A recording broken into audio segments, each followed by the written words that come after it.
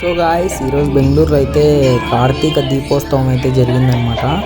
చాలా అంటే చాలా బాగా చేసినారు గ్రాండ్గా. చూడండి ఇక్కడ ఫుడ్ అయితే ప్రసాదం పారేసినారు, తినేవాళ్ళు కొంచెం పెట్టించుకోవచ్చు కదా.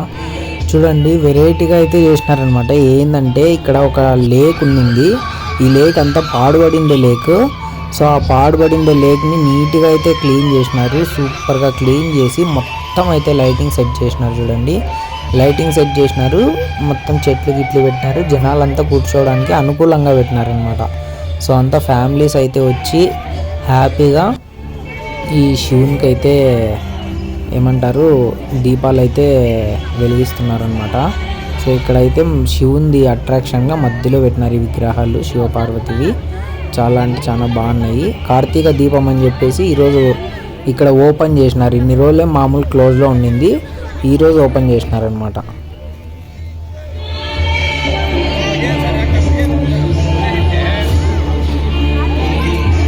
సో ఇక్కడ ఈ విధంగా మొత్తం స్టెప్స్ పైన అంటే ఒక స్టెప్ కాకుండా ఇంకొక స్టెప్ 1 by 1 స్టెప్లో ఇట్లా పెట్టినారు దీపాలు పెట్టడానికి స్పెసిఫిక్గా. సో అన్ని దీపాలు అయితే పెట్టినారనమాట. చుట్టూ దీపాలు పెట్టి ఇక్కడే కూర్చొని హ్యాపీగా కవర్లు చెప్పుకుంటూ కూర్చున్నారంతా ఫ్యామిలీస్ అయితే.